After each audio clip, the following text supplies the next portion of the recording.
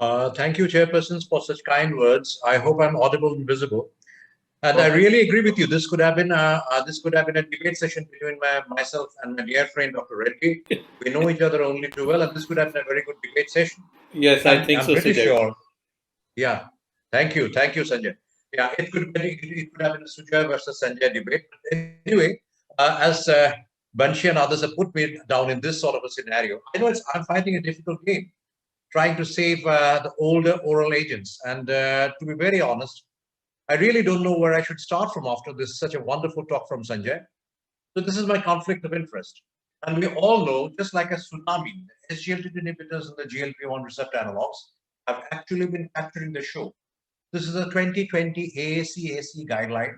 And here you can see at any stage of the disease, irrespective of the HbA1c, be it less than 7.5, between 7.5 to 9, or more than 9, you have to, what they're recommending is that you start with either GLP-1 receptor analogs or SGLT2 inhibitors. So that is independent of the glycemic control. This has to be added because, which we all appreciate, that atherosclerotic cardiovascular disease, heart failure, and CKD, these are definitely very important comorbidities which contribute drastically to the adverse outcome in a patient of diabetes. And you really cannot save a patient of diabetes if you cannot control these particular comorbidities. And what is important is to bear in mind the fact that both SGLT2 inhibitors and GLP-1 receptor analogs have gone a long way in taking care of these comorbidities and thereby improving the outcome of the patients. The same thought came in the ADA 2021, and this is something which Dr. Reddy has also shown earlier. So if you've got an atherosclerotic cardiovascular disease or a heart failure or a CKD, you start with an SGLT2 inhibitor, particularly if you have got a heart failure with reduced ejection fraction that is less than 45%. And SGLT2 inhibitors are recommended independent of glycemic control in patients with high CV risk, heart failure with reduced ejection fraction, albuminuria, apart from established atherosclerotic cardiovascular disease. This is something which we all know. And there's no fact disputing that, and I do not want to fight on this issue. But does this mean that other oral glucose lowering therapy has got no role in the management of type 2 diabetes? The answer is no. I'll give you a good analogy. I understand that if I want to travel from, say, Calcutta to Ahmedabad, the best way to travel is through a flight. But if I do not get a flight ticket, should I be prevented from traveling from Calcutta to Ahmedabad? Should I not take more recourse to a train service? Or maybe if I've got a good car and now with the fantastic roads between Calcutta and Ahmedabad, should I not take, say, a road service if I have got a good car and if I don't have the access to a plane? Well, that is exactly what the same thing is there with the other agents.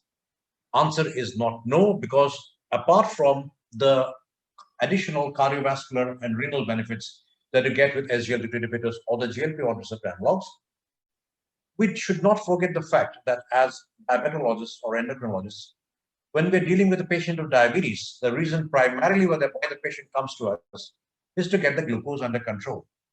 And to be very honest, if you look at it, SGLT2 inhibitors are not the best agents to get the glucose under control. On an average, they get your HbA1c down by around 0.7 to at best 1%.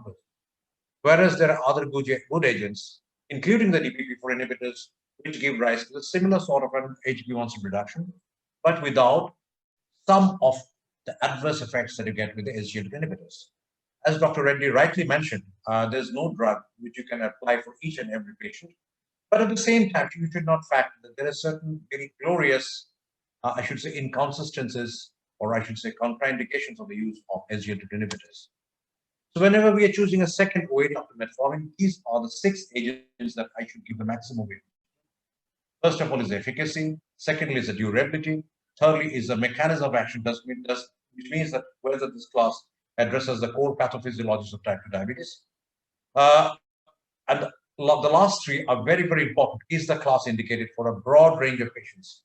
We have to understand something that not all patients, as Dr. Reddy has shown, can afford, even if indicated, the SGLT2 inhibitors or the GLP-1 receptor analogs, primarily because of the cost factor. And this is a very important issue in India. And obviously the tolerability. We have come across many patients who have to give up SGLT2 inhibitors because of recurrent urinary and genital tract infection. And lastly, but not the least, is the class available to most of the patients. Whenever we're talking about SGLT2 inhibitors, if you're talking about the metro cities or maybe even the tier 2 cities, they're easily available. But I can say just travel around 100 kilometers outside any of the metro cities. You'll find that getting an SGLT2 inhibitors is sometimes very difficult. So should these patients be debarred from any diabetes treatment at all whatsoever? Obviously, the answer is no. Different drugs work differently, and SGLT2 inhibitors, I've shown this particular table just to give an importance to the fact that there are multifaceted ways by which the glucose-lowering therapies act. For example, the metformin, acts by reducing the hepatic glucose output and improving the insulin sensitivity. At the same time, it has also got a second reaction by increasing the GLP-1 secretion. Thiazolidinediones basically improve the insulin sensitivity and nothing else apart from that. The DPP-4 inhibitors, again, they have got an effect on increased insulin synthesis, increased insulin secretion, reduced hepatic glucose output, reduced glucagon secretion, and GLP and GIP stabilization. If you compare, say, for example, a DPP-4 inhibitor with the SGLT2 inhibitor mechanistically, the mechanistical benefits are much less. I mean, in other words, the SGLT2 inhibitors has got only one direct method of action, that is reduce the glucose absorption. Everything else which happens as a consequence of reduced glucose absorption is an indirect effect. And sulphonylureas, we all know, its primary effect is on increased insulin secretion and release. So having a look at the mechanistic way how the different drugs act will perhaps be in a better state to appreciate the role of the other non-SGLT2 inhibitor drugs. We've got different types of patients in our diabetes OPD. We may be having a young diabetic, newly diagnosed diabetes, who is not that old, they're around 37 years. We might be having a patient of diabetes who's presented with a heart failure. We might be having a lady with the diabetes with renal impairment, and she's around nearly 60 years old. And last but not the least, an elderly diabetic with recurrent hypoglycemia. Now, it's obvious that all of them certainly do not need SGLT2 inhibitors, even if they can afford it. In fact, in these four classes of patients, I should say primarily, SGLT2 inhibitors are the drug of choice in this gentleman, a diabetes with a heart failure, and to some extent with this lady, a diabetes with a renal impairment. These are the two patients who would definitely benefit to an extent with SGLT2 inhibitors. But again, at the end of the day, particularly the lady, there are other agents which can also probably bring about the same sort of a benefit so far as preservation of renal function is concerned. SGLT2 inhibitors, they definitely provide a renal benefit, but what would an SGLT2 inhibitor do in somebody whose EGFR is around 15? So these are the contraindications where you cannot use SGLT2 inhibitors. And I have put particularly the slide to emphasize the fact that you cannot use SGLT2 inhibitors in all of them. And the list of conditions where you cannot use them is actually pretty big. Recurrent UTI, GTI, and what we mean by that, more than 3 episodes of a UTI, GTI in a period of 6 months. The setting of an acute medical emergency, sepsis or shock, MI, acute LVF, hypotension, even if the patient has been on SGLT2 inhibitors before, they have to be discontinued. There is no data in pregnancy, and obviously in acute kidney injury and in patients who have got EGFR less than 30, though very recent guidelines suggest that this could be lowered as low as 25. But that does not take away the fact that if somebody's EGFR is down to 15 or 20, we still cannot use an SGLT2 inhibitor where we can safely use a DPP4 inhibitor, or maybe a sulfonylurea, or even a Pioglitazone. Euglycemic decay is one of the sequelae of the use of SGLT2 inhibitors. And there are certain SGLT2 inhibitors which have got certain contraindications. For example, there's an increased risk of lower limb amputation with canagliflozin. There's an increased risk of adverse effect with uridine glucose transporters inhibitors, induced drugs like rifampicin, phenytoin, and ritonavir. You cannot use canagliflozin with these drugs. And lastly, they should be used with extreme caution in elderly, particularly those with a history of postural hypertension. And the other issue is regarding the dosing. Canagliflozin is recommended to be used with the first meal, though that issue does not exist with other SGLT2 inhibitors. But this again suggests that you cannot use all the SGLT2 inhibitors as smoothly as you do with some of the other non-SGLT2 inhibitor drugs. Now, going back to the ADA, we've always focused on the left side of the panel. We have not looked at the right side of the panel.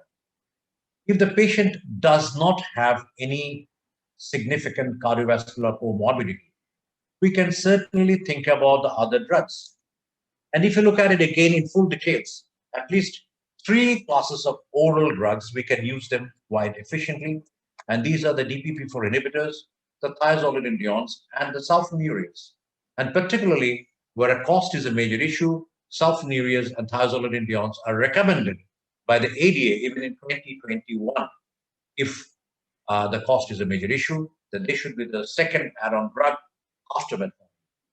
And this is, I think the ADA has very rightfully realized that SGLT2 inhibitors are not cheap in all across the globe.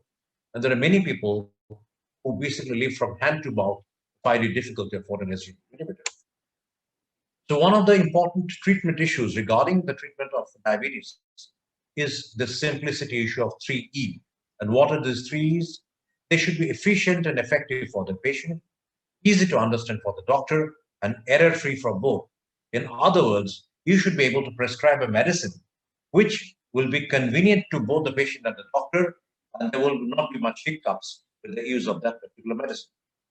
With that thought frame, let us think about how DPP-4 inhibitors will fit into this bill. Which DPP-4 inhibitors we should use and when and why. So we all know the DPP-4 inhibitors, they have got a very simplified treatment regimen in the diabetes management. They carry a low risk of hypoglycemia, they're weight neutral, they have documented safety, except Saxagliptin in hospitalization for heart failure. They've got a safety profile very similar to the placebo, few interactions with co-medications. There are no timings or dosing issues, like, for example, I talked about the canagliflozin, which is to be given with the first meal. They can be given with any meal, even they can be given even outside, being paired with any meal. And obviously, these drugs, because they're given usually once daily and some of them twice daily, there's usually no compliance issue. And last but not the least, DPP-4 inhibitors have got very good durability studies, which means, and there have been safety data which have looked at safety and efficacy data and durability of the DPP-4, which has looked at the duration of even up to 4 to 6 years. And if you look at the efficacy of the DPP-4 inhibitors in glucose lowering, this is a meta-analysis which looked at of 83 randomized control trials, which looked at the glucose lowering potential of the HbA1 of the DPP-4 inhibitors. And what they found out was that essentially the four major gliptins, that is Sitagliptin, Linagliptin, Vildagliptin, and Saxagliptin, essentially in conjunction with metformin, they usually have a very good, or I should say comparable, HbA1c reduction. So you can choose probably one of them. You can say that there is difference in figures, but you should not forget that in this randomized control trials, there was hardly any head-to-head study. So you cannot say that one gliptin is superior to another in that. And what is more important is that primarily the three gliptins, the four gliptins, that is Saxa, Alo, Sita, and Lina, all these four gliptins have demonstrated satisfactory cardiovascular safety, that is non-inferior 3-point MACE. The issue comes with Vildagliptin, which does not have any proven CVOT, and in Teneligliptin, there is no CVOT, and there's a concern for the QT prolongation. Now, regarding the cardiac safety of Teneligliptin, I thought to put about this slide because Teneligliptin is one of the very highly prescribed gliptins in this country. With a dose of 40 milligrams per day, there's a prolonged the placebo-corrected QTF by around 4.9 milliseconds. So we have to remember the critical upper threshold for the QT is around 5 milliseconds. Now, therefore, this caution whenever you're using Teneligliptin to exercise in patients with arrhythmia, heart disease, such as a congestive heart failure or a low serum potassium, we should think about the core drugs which are administered with Teneligliptin, for example, antibiotics like azithromycin, antihistaminics like astemizole, terfenadine, thiazides, antiarrhythmic drugs, etc. They can lead to the prolongation of the QT segment. And particularly, we should be very, very careful about what other agents are being co-prescribed with Teneligliptin. And this includes particularly sulphonylureas, because hypoglycemia is one of the strong proponents of prolonged QTC. So hypoglycemia with Teneligliptin can worsen the QTC prolongation, leading to the torsidity points and ventricular tachyarrhythmias. Regarding hospital for heart failure, only Saxagliptin has been shown to have an adverse effect on the heart failure. There's a 27% increased risk of hospitalization for heart failure. The others, there is no significant difference or no significant difference in the outcome so far as the heart failure is concerned. With Teneligliptin, as I mentioned, no CVOT, and in Vildagliptin, though there's no CVOT, the VV trial shows there's an increase in the left diastolic, end systolic, and end diastolic volumes.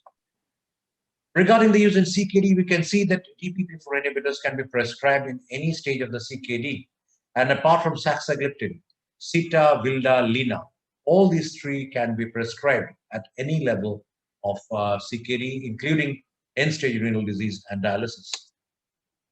Let us move on to the next drug, which we talk about, the glitazones, which, when, and why. And obviously, right now, we know that rosiglitazone is probably dead as a dodo after the first study which looked at the rosiglitazone and the cardiovascular outcome, which showed there was a 21% increased risk of cardiovascular events and a 27% increased risk of heart failure and 17% increased risk of MI. So obviously, rosiglitazone is not approved in India, and so there's no scope of discussing anything about rosiglitazone. So the only glitazone that we're left with at the moment is pioglitazone. And if you look at the effect on the HbA1c in the fasting plasma glucose, what we can see here, this is again a meta-analysis which looked at nearly 24 studies. What they have found out is that there is a significant effect on the HbA1c, not a huge difference, but it produces a substantial reduction of HbA1c between 0.5 to 1% in the majority of the patients. And similarly, there has been a proven benefit on the fasting plasma glucose. But again, whenever we are prescribing pioglitazone, the important concern that comes about is in the use in coronary artery disease. What we have seen with the pioglitazone, there is a 10 to 15% elevation of LDL, and this is more or less of less atherogenic type LDL and reduction of the more atherogenic small dense type B LDL. So in other words, pioglitazone has got definitely some sort of role in reducing the atherosclerosis. It reduces the concentration of the more atherogenic small type B LDL. And there is significantly lesser progression of atherosclerosis compared to Glimepiride, as been shown in the Periscope trial. The proactive trial has shown there's no significant primary composite benefit of mortality in non-fatal MI stroke, ACS, or vascular intervention, but there was a significant secondary endpoint benefit. And last but not the least, we should not forget that pioglitazone comes with an increased risk of peripheral osteoporosis.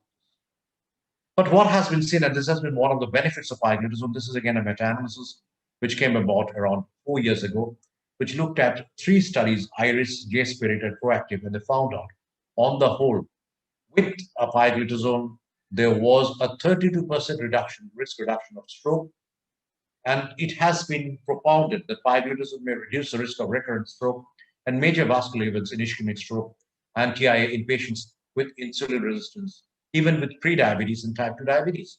So obviously, when it comes to the stroke reduction, pioglitazone has a role to play. But off late in the last year, and we all know that thiazolidinediones have associated with an increased risk of heart failure. So this was a meta-analysis which was published by my dear friends, Dr. Samit Ghoshal and Dr. Minaksana, and this was published in Nature Scientific Reports. And this was a meta-analysis which looked at several aspects of pioglitazone therapy. But the ones that I've chosen for my discussion is basically the MACE, the MI, the stroke, and the CV death. And what we can see from this meta-analysis, that there's a significant 3-point MACE benefit and significant benefit in the stroke reduction, but there was no added benefit in MI or CV death. And obviously, this particular meta-analysis also showed pioglitazone predisposes to an increased risk of heart failure. So whenever you're using pioglitazone, you have to use it very, very carefully. How? I'll come later on the fag end of my talk. This brings us to the next agent that we talk about, one of the most commonly used agents in our day-to-day practice, the sulphonylureas. Now, which sulphonylurea to choose? We have got a host of sulphonylureas. We have got older sulphonylureas like Glibenclamide and a newer sulphonylureas like Glimepiride, Gliclazide, and Gliclazide. And you can see here all these sulphonylureas that metabolize extensively by the liver route. And at the same time, expression is predominantly, particularly the newer ones like Glimepiride and Gliclazide, is the renal route. So therefore, there has to be a considerable dose adjustment, particularly with Glibenclamide. With the Glimepiride and with Glimepiride and Gliclazide also, there has to be a significant dose adjustment. Gliclazide does not need that dose adjustment. And Glibenclamide and Glimepiride and Gliclazide There is usually a slower elimination. So these factors have to be taken into mind whenever you're prescribing sulfonylurea. One of the biggest concerns of sulfonylurea prescription is hypoglycemia. This is a nice meta-analysis which compared the hypoglycemia of glibenclamide, taking glibenclamide as an index molecule and compared it with other sulfonylureas. And this is quite a busy slide. Just to summarize, let me tell you that the hypoglycemia potential of glibenclamide is more than that of Glimepiride, which again is more than Gliclazide. And the least hypoglycemic one in that sense is Glimepiride. Now comes the big question. Does this hypoglycemia actually contribute to a cardiovascular mortality? This was a meta-analysis of 47 randomized controlled trials, which reported that sulfonylureas are not associated with any increased risk for all-cause mortality, CV mortality, myocardial infarction, or stroke. There is a non-significant 40% increased risk of these events, but this is not statistically significant. This was based on this forest plot. We can see that sulfonylureas are reasonably safe. And if you look at the individual sulfonylureas, what we can find out, this was again a study which looked at nearly 9,000 patients and elderly patients, and the median age was around 70 years when people are at more risk of cardiovascular events. What they found out here, they compared Gliclazide with other sulfonylureas, and what they found out here was that Gliclazide was relatively better than the other sulfonylureas like Glimepiride, Glibenclamide, Gliclazide, and tolbutamide. So obviously, Gliclazide was supposed to be associated with a lower risk of CV death in comparison to other sulfonylureas. But then we have got this Carolina trial, which was a head-to-head comparison between Glimepiride and Linagliptin, which showed that the CV 3-point MACE, CV death, non-fatal MI, non-fatal stroke, and total stroke was absolutely non-inferior. So there was no difference between Linagliptin and the Glimepiride arm. Again, and when we looked at a 4-point MACE with the Carolina, we found out there was also no significant, statistically significant difference in hospitalization for unstable angina. And this is despite the fact that there was a 23% higher risk of hypoglycemia with Glimepiride. So obviously, we can well understand in an agent which would probably produce a lesser degree of hypoglycemia, but having a better action, something like Gliclazide. If Gliclazide was the agent which was chosen in Carolina's study in comparison with Linagliptin, who knows, Linagliptin might have lost. About the kidney outcomes, this is again a real-world study, looked at nearly 12,000 patients, and they compared the efficacies of, it was a head-to-head comparison between Glimepiride and Gliclazide. So they looked at two particular potential indicators of renal impairment. One was the progression to the end-stage renal disease and the sustained doubling of serum creatinine. Now they found out in the CKD stages 1 and 2, basically with Gliclazide, there was a lesser sustained doubling of serum creatinine. With the HbA1c was less than 7%, again, Gliclazide performed better in preventing the progression of renal failure. And also in the age group more than 62 years, Gliclazide had a substantial benefit in progression of the prevention of the progression of renal failure. So to summarize, in this matched cohort of more than 12,000 patient years follow-up, there was no significant difference between the groups of the end-stage renal disease or doubling of serum creatinine, although there was a trend towards a higher risks in the Glimepiride group and in the early CKD groups, as I've already pointed out. Which brings us to the million-dollar question. Whenever we're using an oral glucose-lowering therapy in CKD, we all know that in these patients, we cannot SGLT2 inhibitors beyond a certain point. So what are the agents that we should use? This is a slide taken from our book chapter, and this particularly gives you a very clear-cut idea to what extent you can use which agent, to what level of eGFR, where you can use them with a constant dose and where you can use them with a reduced dose.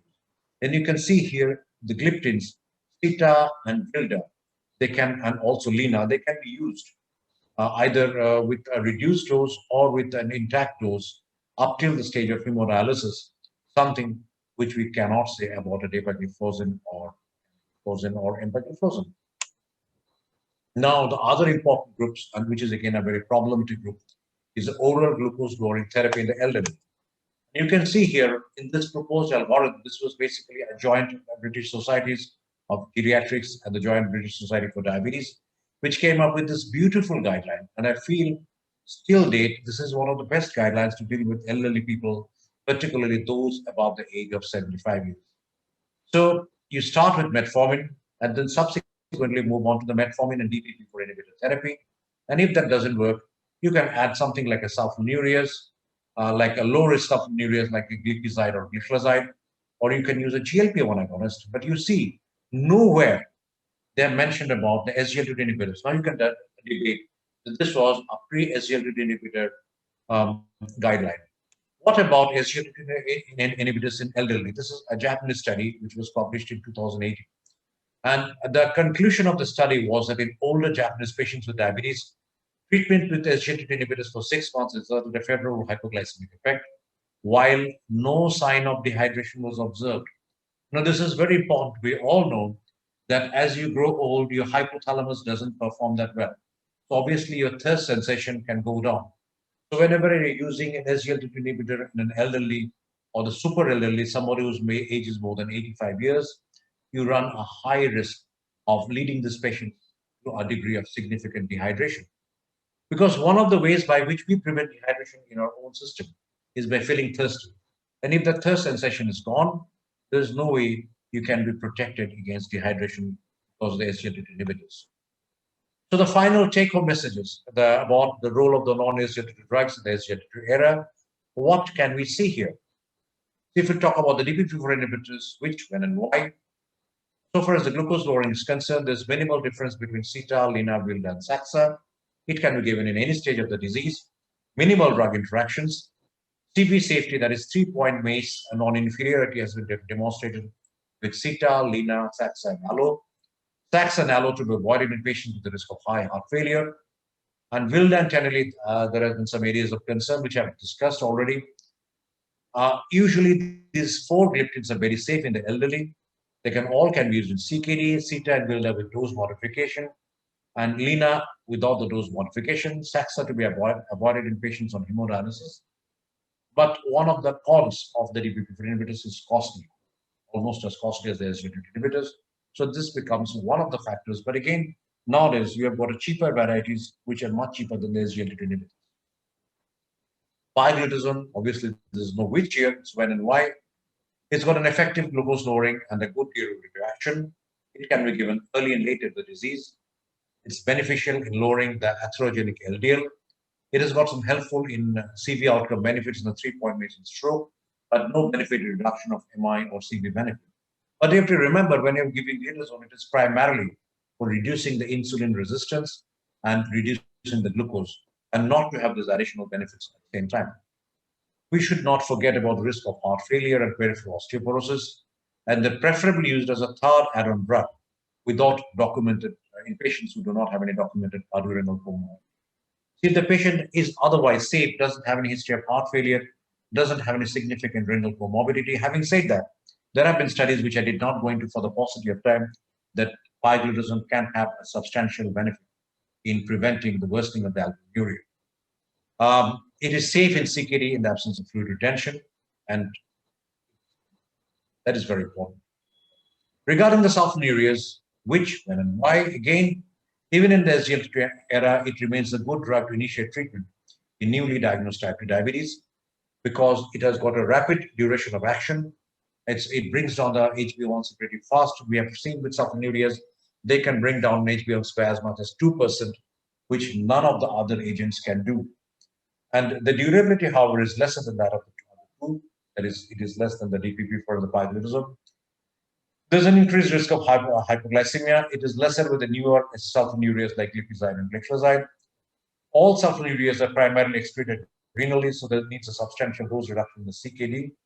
They should be used with caution in the elderly and the CKD with those with high risk of hypoglycemia. Glimepiride and Gliclazide have demonstrated equal efficacy in the prevention of duration of renal function, except in the elderly, where Gliclazide is better. Sulfonylurea, contrary to the popular belief, does not contribute, and this has been documented by several studies and meta-analysis, to increase death, all-cause mortality, MI, or stroke. Glimepiride demonstrated to be as CV safe as Linagliptin in the Carolina study, despite having a 23% higher risk of hypoglycemia. And it is this Carolina study which I must say put the final nail in the coffin of this concept that sulphonylureas are associated with increased. And last but not least. So, ladies and gentlemen, I've tried to summarize the role of the non-SGLT2 inhibitors at the current moment in 2021. And these drugs, I'm pretty sure they're going to stay so long as there are going to be patients who cannot afford SGLT2 inhibitors and who have the comorbidities or the contraindications. Till we get an SGLT2 inhibitor which can overcome the majority of these contraindications, till we find some acute benefits of SGLT2 inhibitors, for example, the setting of an acute MI and LVF, something which we have not been able to unearth so far, till then, these drugs will remain the position of importance in the management of type 2 diabetes. Thank you very much.